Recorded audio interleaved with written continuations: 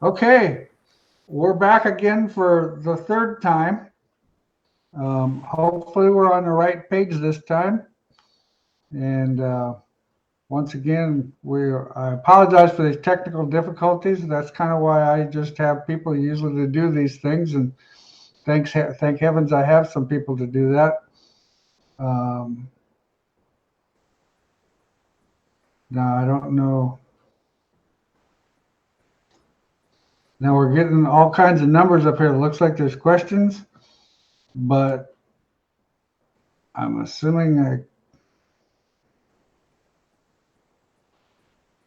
well, we got like 41 questions, it looks like, or 41 people anyway. Okay. I'm not seeing any questions yet, but so anybody that's out there, just go ahead and ask a question, even if it's a dumb one or something, so I can see if I can figure out how this thing's working. Hey, there we go. Technology. Yeah, Rockstar. The Rockstar technology is great. Yeah, you have no idea how freaking great it is, especially with my old buddy with our old buddy Bob here. I used to be pretty technical, and then I got in the habit of having other people do it for me, and now I kind of lost. But I'm learning. I'm learning as we go, so we're cool. So anyway, if there is anybody that's still finally listening to us, we're finally on the right page and ready to take any questions. Once again, I feel like an idiot. I know race cars a whole lot better than I do Facebook and computers and all this good stuff. Computer, in my opinion, is something you're supposed to turn on and it's supposed to just work and it's supposed to just do your thing. But I know a lot of people say you're supposed to actually input the information. Well, maybe that's where I go wrong. Question. Yay. Luke, thanks for your question. All right. What size master cylinders do you recommend for an IMCA sport mod? I actually run 1-inch cylinders. We've had good luck with them. The 1-inch pushes a little more volume and carries a little more pressure, so we think that works pretty well. We used to use a different one front to rear, but we found out that what was actually happening is it was causing the brakes to fade because the pressures were uneven. And once we switched to 1-inch master cylinders, we're getting better brakes. And before we used to have to build bias in the brake system, but now we don't because the brake companies have built some pretty nice pads, and so we can actually put brake bias in the actual pads. Ryan, how do you approach setting up a 4-link car for a dirty, dry racetrack, 3/8 for fairgrounds? A dirty, dry racetrack, almost you have to do the same things you would with a real dry, slick racetrack because depending on how dirty it is, if it's an abrasive dirt or if it's just a dust film on top of it, making it even more slippery. Sometimes we'll have to set it up for a real dry, slick condition where you have soft, definitely soft rebound shocks on the right side. You won't want the car to be super, super tight in the back of the car. Because what's going to happen is if the back grabs first, you're not going to have a lot of load on the front end, so you got to make sure it's pretty balanced. But usually on a situation like that, I run real soft compression, right side shocks, maybe put some weight up, move the weight up a little bit or a little bit more weight to the right side. Seems to work pretty good. Switched all spring cups over to the Wehrs this year. Great looking product. Well, thanks, Kyle. And I'm quite sure Chad will appreciate that too. Thank you, sir. I tell you what, the new outside grab stuff is awesome. There's Joel Smith. Hi, we're live. Okay, bye. I thought he was calling to say we were having a problem with the broadcast. We already know that. I was going to say, yep, no. Anyways, yeah, appreciate that, Kyle. Like I said, we switched all our stuff over to that outside grab stuff. It's so clean and so simple, and then you run that bearing in there, and it's so much freer. Front end, so much freer without the bind and stuff, and so yeah, it's pretty cool. Can I purchase the 4-link class online? I was planning on attending, but it didn't work out. Yeah, Jerry, you sure can. Go to racetechinfo.tv or IMCA TV, one or the other, and it's online. You should actually be able to go to the Race Tech Info website or the Bob Harris website and just click on the class itself and be able to buy that class. That class is available all year. So, yep, you definitely can. And if you buy it online, then just send us an email and we'll actually, rather than you having to print the book out, we'll send you an actual book, the same book that you would get if you attended the seminar. The information's the same. It's just, the online version you have to print out yourself. But just let us know and we'll send that out there. Shane, what is the advantage or disadvantage to run the zero index birdcage on the left rear? How does it add traction to the car versus a regular birdcage? I'll let you handle that one, Chad. So the zero index basically takes the bind out of the suspension at full droop. So it doesn't mean that the cage has no index when it falls, or there's a lot of misconceptions. So basically you move the rods, top rod back, bottom rod forward, so that when the car is at attitude fully, your top 4-link rods aren't straight up and down like that or cammed over, which causes basically a bind. So it actually relaxes them top arms so that the suspension has more compliance or more traction. Essentially, that also allows you to let more chain out and do things like that. But it will make left rear traction. So generally, when you first switch to it, it makes the car free on entry. I would run it all the time just because it takes the bind out of that top rod and allows you to run a little bit more chain if you want to. One of the things you really need to be conscious of with the zero index is when you get to letting more chain out to get the blade in the air to get the traction, is the car is going to steer a bunch more. So you really need to look at the whole package there on the left rear. Make sure you don't oversteer if you do decide to put more droop in the car. That's going to be bad if you get too much steer. So make sure you got your normal roll steer number, and then if you're going to tune off that zero index and try and get more drive angle with the bars and more blade up in the air, that you don't oversteer. Yeah, that's a good point. And to check your oversteer, the biggest thing is what we actually tell customers is we measure the rear end. When the car's sitting there statically, measure from the frame to the rear end some spot where you can measure whatever it says, 12 inches. I don't know what number it would be, but we'll just say it's 12 inches. Then when you jack it up underneath the seat so the car hits the chain, then measure the rear end to that same spot and say maybe it's now it's 10 or 9.5 inches. So you got 2.5 inches of steer.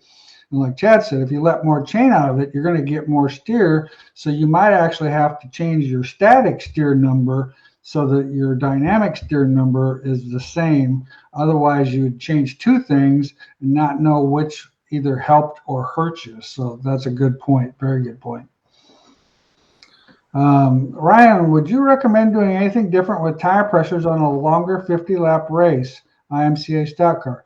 Actually, Ryan, I really wouldn't, because of course the thing is you don't know what's going to happen. Is you don't know how many yellows you're going to get, things like that. If it was, say, guaranteed where you could run 50 laps nonstop, I'd probably start with lower air pressures.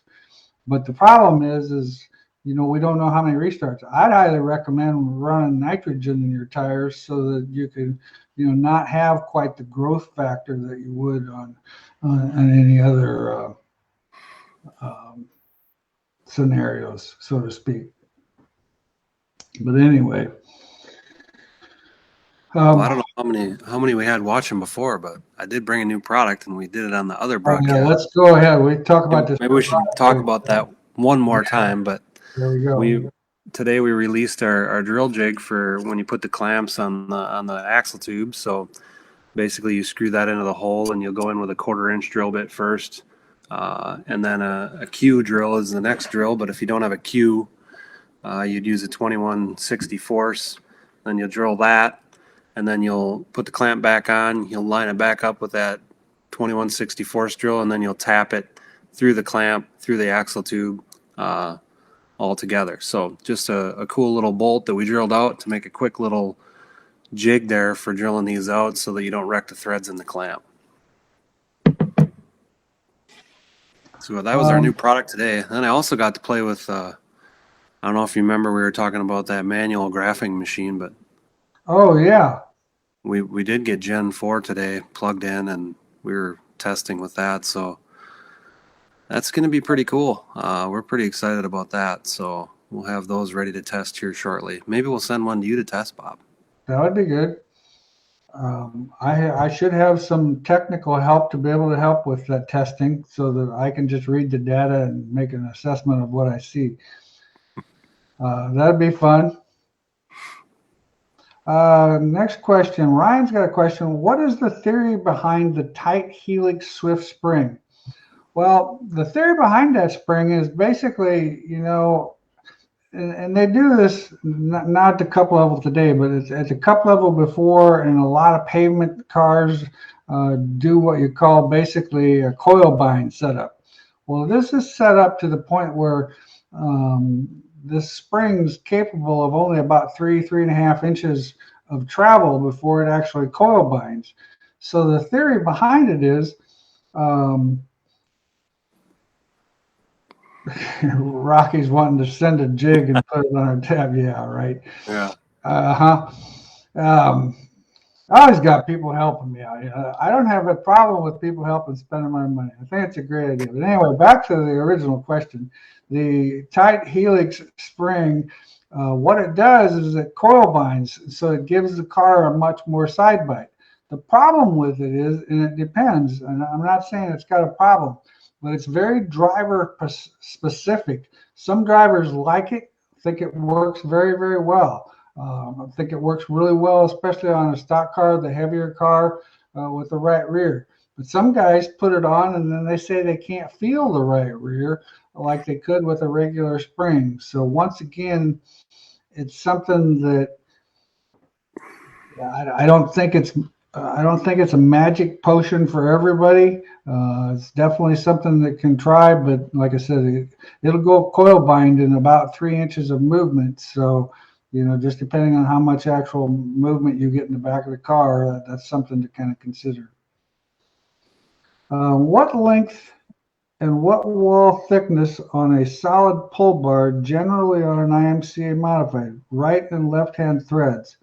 Well, you make our bars. What is the thickness of the tubing that you guys use? They're all 156 wall DOM tube. Okay. Yeah. So Travis, that's a DOM piece of tubing, and you definitely the right hand and left hand threads, 156 wall tubing. No problem. Well, if there's any other questions, feel free to ask them. Like I said, I don't know if you guys we talked a little bit about this next weekend. Chad and I are going to New York with my good buddy Ben Baker, and Kurt Spalding from All Star Performance is going to be there for the school, and Joel Smith's going to be there for school. And Joel's got an open house this coming weekend at his brand new shop. I'm really looking forward to getting out there to see his brand new facility. I've seen pictures and it looks pretty awesome. Even seen BHE on the wall, so that's exciting. And I'm like, and of course, Joel's a very good dealer for BHE products, especially covering out there in the East Coast. Does an awesome job for us, and so we're looking forward to going out there. We had a great time 2 years ago when we went out there. Last year we didn't get to go because of the COVID stuff, but looking forward to going to New York this year. It's going to be a lot of fun.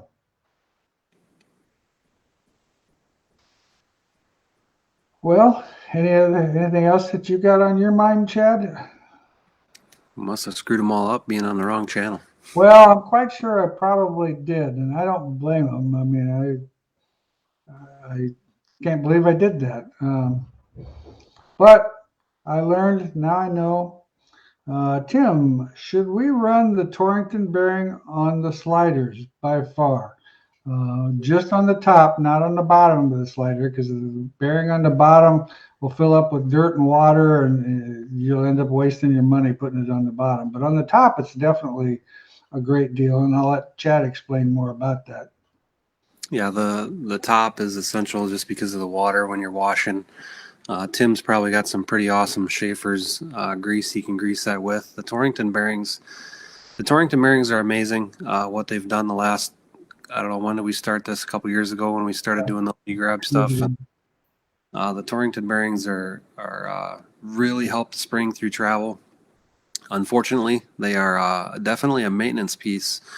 I know that Bob at the school, we pass around some stuff that wasn't maintained, and you're going to get that stuff wet. It's going to get dirty, so you're going to want to use a thicker non-synthetic wheel bearing grease is what we recommend, because the thicker stuff makes a barrier around there, is what we're hoping for to keep the dirt from getting in the Torrington bearing. Like on a synthetic wheel bearing grease, if it gets warm, it's going to turn into more like an oil and run away, and the thicker stuff we feel creates a better dirt barrier.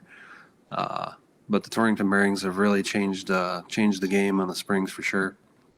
Well, it definitely frees everything up in the front, takes unnecessary bind out of the front end, and it works really well. I mean, when we first tried with them, I mean, I was amazed at how the car responded to the changes, how the car responds on the scales.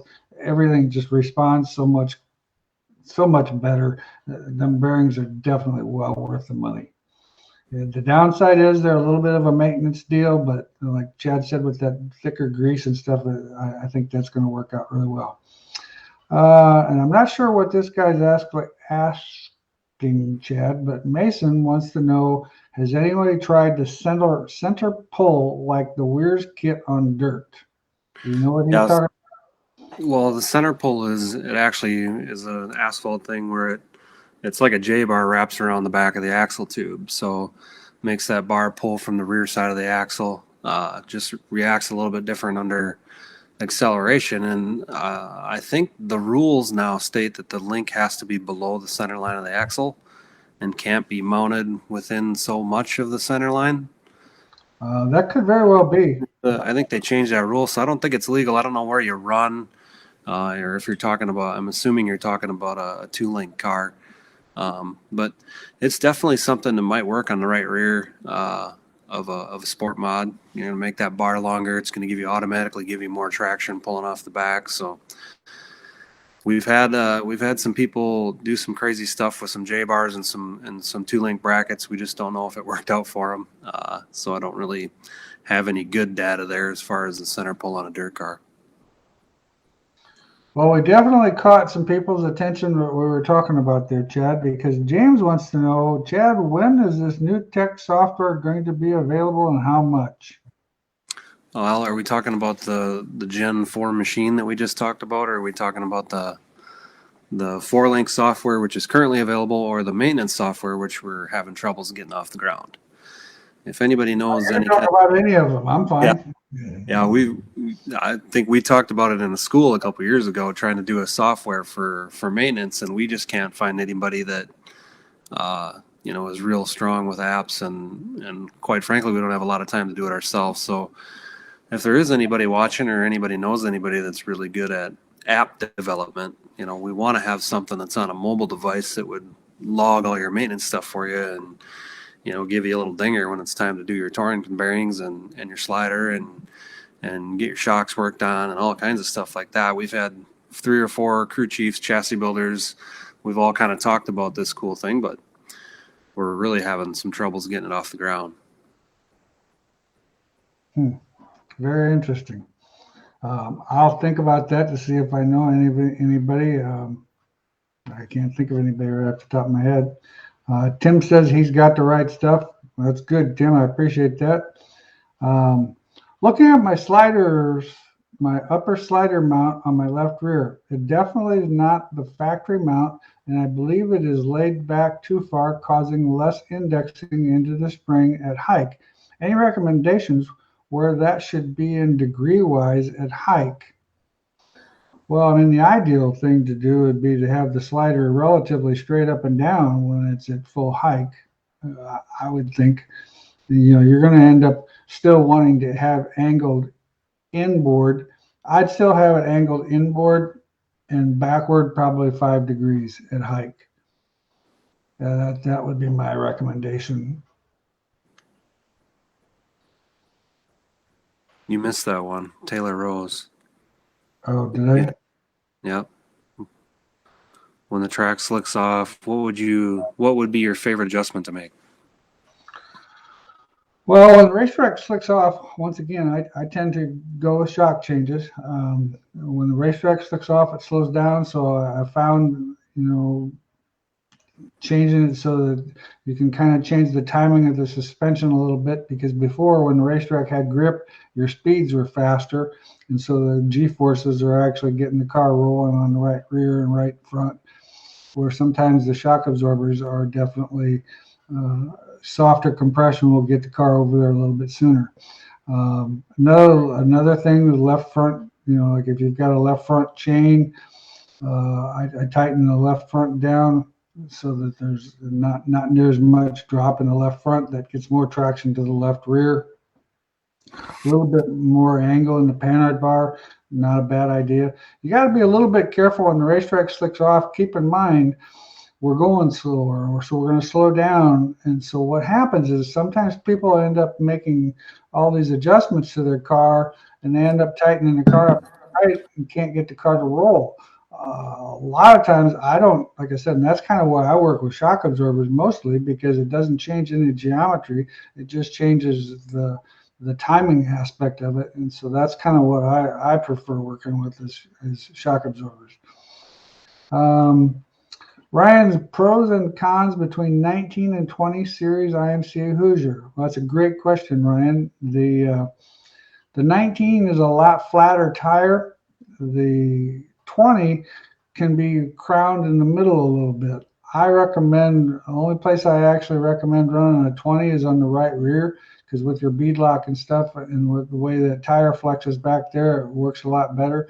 On the front, I run 19s, and on the left rear, I run 19s because it's just a lot more square surface to the racetrack itself. Mason, on the swivel cup, would a Torrington bearing not be redundant since it pivots on the monoball? Well, actually, I'm going to grab a cup. Okay. The pivot on the monoball isn't the same thing. You're spreading, with the spring and the Torrington bearing, you're spreading the load all the way around the spring rather than in that center small bearing. And Chad will explain that to you now that he's got something to show you. Yeah, so the middle ball actually is for spring misalignment for the screw jack, not so much as this spinning. When this is under load, you'll never be able to spin this because it'll be bound up, because you're putting 1,000 pounds in such a small area that this won't spin under load. This is mainly for angular misalignment. So if your screw jack isn't properly aligned with your lower control arm, it gives us a little bit of variance, and then when it's going through travel, it lets you articulate a little bit. So it actually doesn't spin with the spring like a Torrington bearing's going to take that spring, and when the spring is twisting through its motion, it's going to let that spring twist freely and not bind.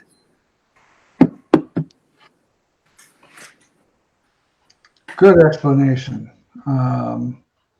Yeah, and like I said, the biggest thing with that bearing is you're spreading that whole bearing all the way around the top of that spring. So now you've got, a lot more surface for the bearing to actually work. And it's a kind of two different things, actually, two different situations.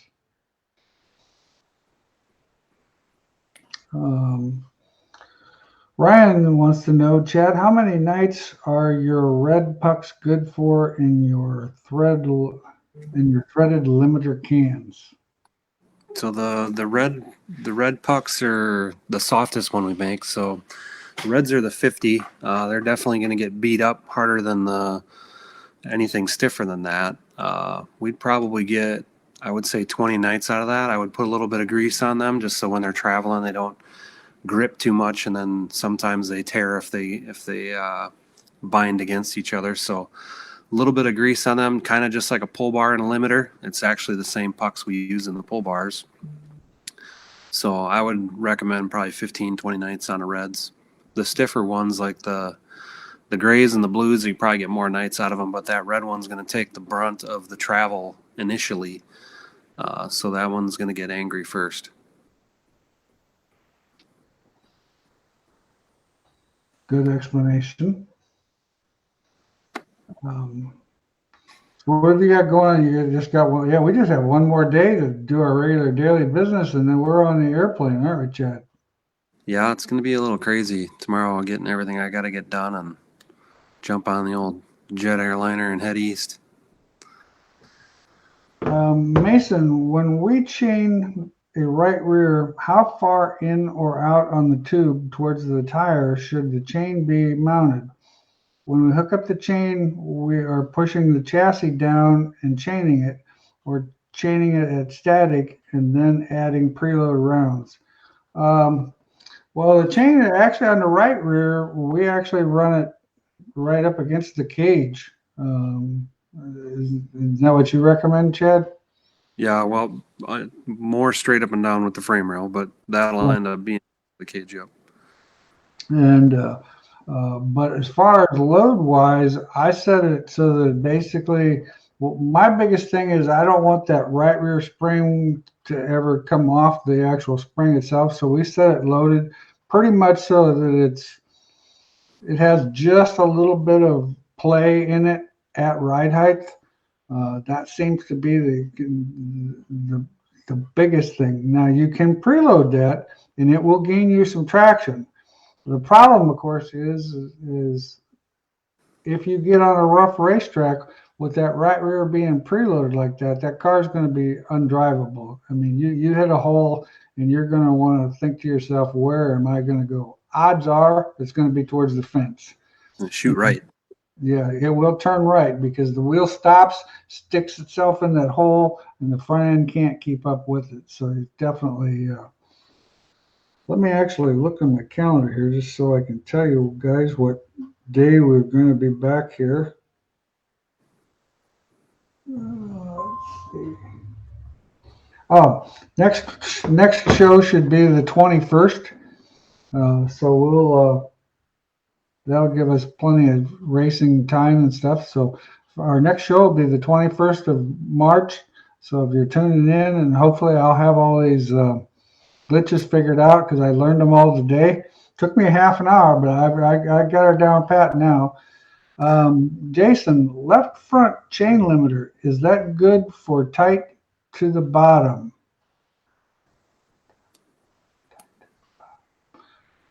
Well, I actually set my left front chain limiter so I have 1.5 inches of drop. The standard location is 1.5 inches of drop. And then I actually tune it in 1/4 inch increments from there, because you can put more drop in it, which is going to get the car in the right rear, but it's going to take it will let the right rear traction up more than the left rear.